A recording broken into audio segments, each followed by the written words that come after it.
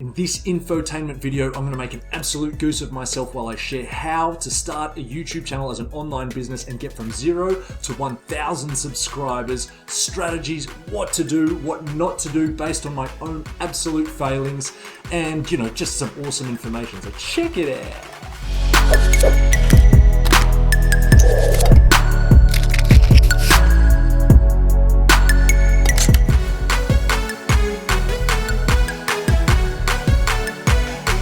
Whoa, I absolutely freaked my camera out there with that horrible dancing. It's Rowan here from LWAH where we help you find freedom and work-life balance, sharing information on making extra side income, finding a work-from-home job, starting an online business. If that sounds good, hit subscribe and smack that bell that's on the screen. Boom, shakalaka. So, now many YouTubers have YouTube as their online business, like full-time online business. YouTube is their bag of potato chips. Let me just prove that to you. But I'll show you a couple of channels here that are absolutely killing it, crushing it, as they say. Food Theorists, 1.5 million subscribers. Let's just see on Social Blade what Social Blade estimated monthly earnings between $4K to $58,000. What about Hamali Navay? This is like a Russian channel. I think they do music videos. Social Blade estimates that their monthly earnings are $200,000 to 3.6 million per month. What about this one here? This is one of the top YouTube channels, Kids Diana Show.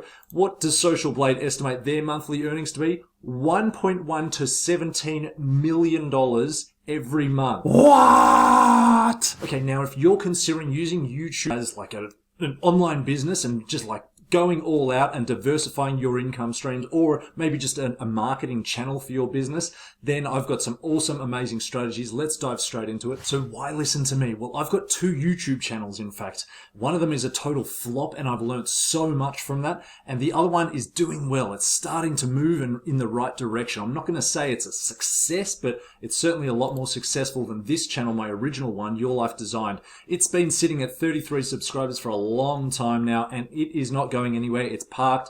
It is what I would call a fail of a channel.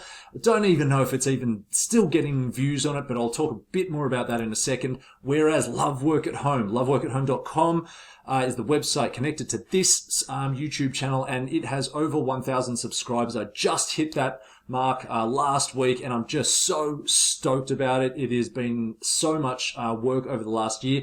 Now, the amazing thing is that Your Life Designed and Love Work at Home have been alive, or had been alive, for about the same amount of time. I ran Your Life Designed for about a year and 77 odd videos, something like that. And as you could see, 33 subscribers. Love Work at Home, on the other hand, yes, it's got a few more videos. I think it's pushing like 190, maybe even almost 200. But same time frame, 1 year and over 1,000 subscribers. Does that mean more videos equals instantly more subscribers equals, oh my gosh, just publish more? No, not necessarily. But I am parking Your Life Designed because it did not take advantage of or think about the 8 strategies, these do's and these don'ts that I'm really going to get into right now. But first,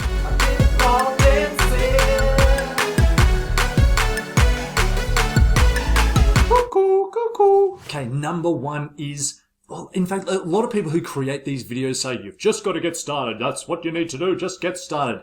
Yeah, sure. It's true. I'm not going to deny that. But more importantly, you need to get started with a strategy. That is one of the biggest things that I did not have with Your Life Design. So when it comes to your message, your branding, whatever else, you need to have a strategy. For example, if you are using YouTube as a platform for informing or talking to your prospects or your clients, then you don't want to be saying things like, hey, hit subscribe, hit like, comment below, all that sort of stuff. It doesn't need to be infotainment. It just needs to be informational. Whereas if you're using YouTube as a way to get people over to your website, say you've got an e-commerce website, then you want to be talking about that and showing your website, showing where people can go so they can actually get from A to B. Whereas if you want it to be your online business, if you want you to be a full-time YouTuber, then you got to focus on growth. In terms of being strategic with your branding, I mean, look at this. These are some of my old videos. There was very little strategy when it comes to my thumbnails, for example. Obviously, thumbnails are just one part of your branding, but it is the first thing that people see when they're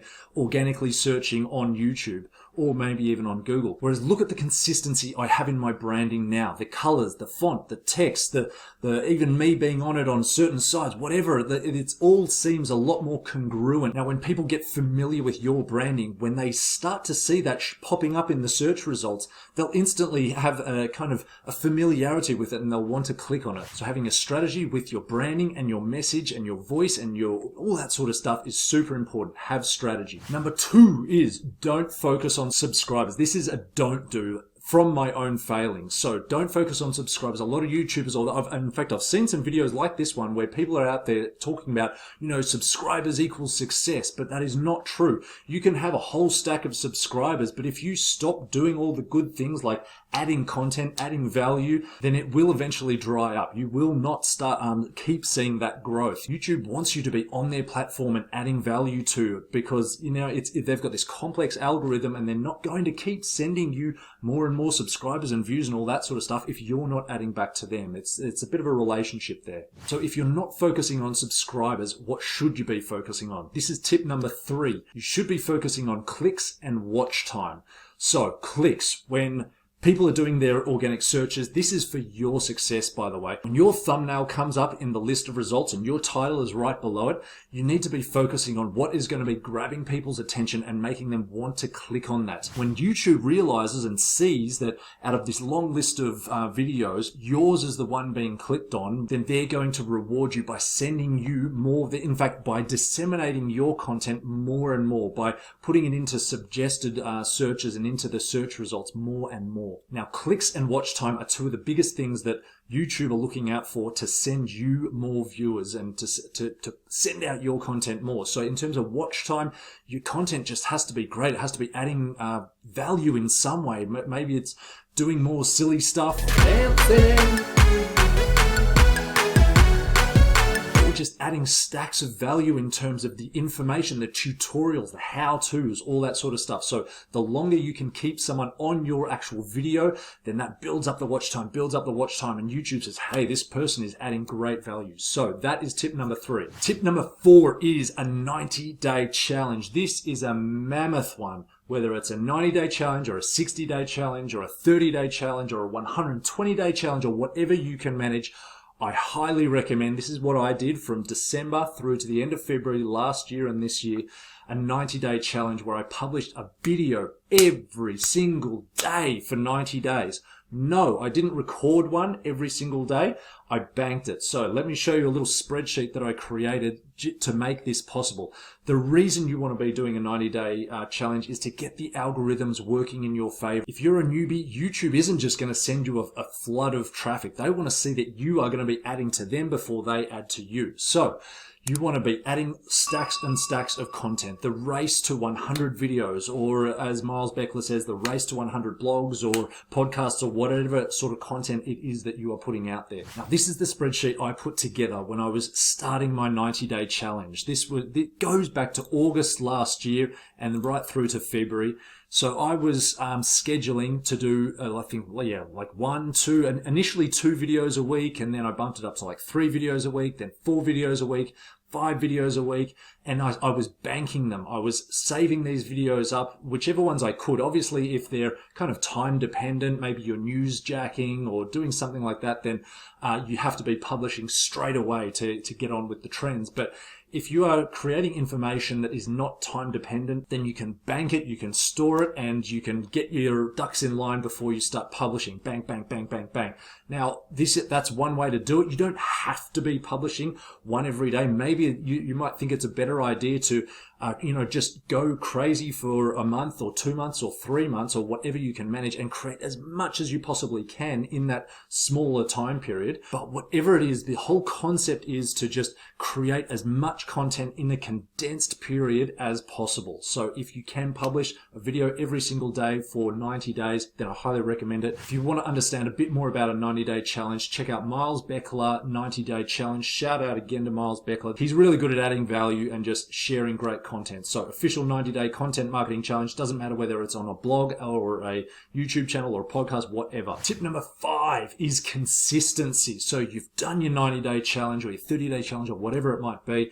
After that, you want to publish consistently. You really want to show, as I was saying before, you want to show YouTube that you're going to keep adding value to them, and then they'll keep adding value to you by way of sending you viewers and sharing your content more. So you want to be consistent. Can you do film a video on Monday, get it all the other stuff like the thumbnails and done on Tuesday, publish it on Wednesday, then film another one on Thursday, get it all ready on Friday, publish it on Saturday. Something like that.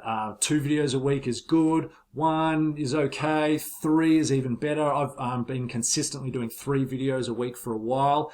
And I've noticed that what I've noticed is that there was a real bump at about, I don't know, maybe after 4-6 months, maybe the 6-month mark. In fact, I'll show you that bump. As you can see, I was flatlining for ages, and then boom, a little bump there in January this year. So that's when I was about halfway through my 90-day challenge. Another little bump right there. When was that? That was at the end of February. So I did my 90-day challenge, and then the algorithm, the YouTube algorithm thought, boom, let's give this guy a bump. And then I had another big bump around here, April, so a couple months after that, and there was just really nice, consistent growth. But what I found after that is that I've plateaued because of other strategies. So let's move on to the next one. Number 6 is don't sweat the small stuff. So if you are preventing yourself from starting or from progressing or from continuing because you don't think your lighting is right, or you don't think the audio tracks are good enough, or you don't think your camera is good enough, or any of that kind of technical, silly stuff, don't worry about it. Just keep going. Keep being consistent with it, and don't sweat the small stuff. Don't think small. Think big. Think the big picture. In 2 years from now, you're going to kick yourself in the butt if you stopped because your camera wasn't good enough. Tip number 7, don't talk to everyone.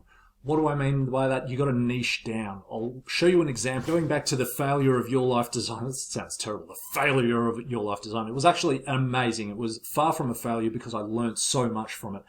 But it did not work out because one of the reasons it did not work out is because I did not niche down. I was trying to talk to everyone, and in fact, I was talking to no one. I mean, look at the range of stuff that I was talking about here. We've got something on morning rituals over here, and then we had some techniques to calm down. Then we had beatboxing in an echo chamber. Then we had some vlogs, some healthy habit hacks.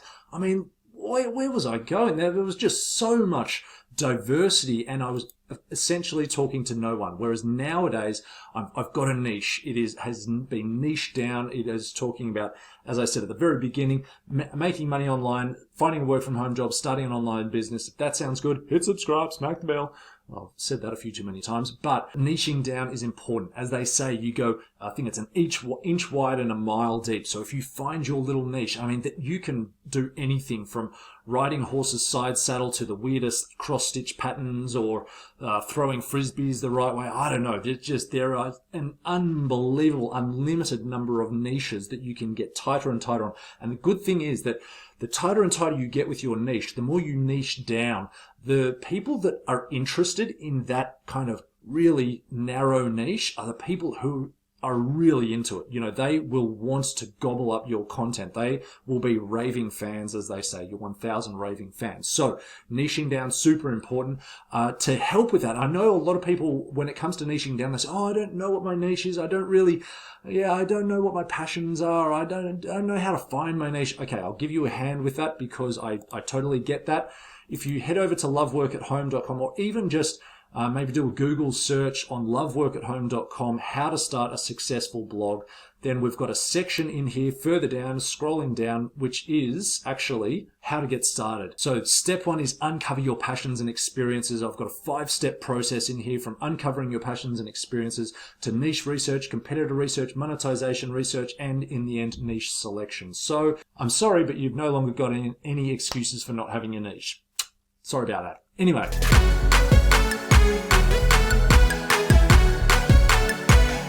Oh, sorry, had to get that dancing out of my system. So number 8, this is the final tip I want to share with you, is do what works. You've niched down, you've found your niche, but even in that niche, you're probably going to find sub niches within that. So you want to be doing more of what works.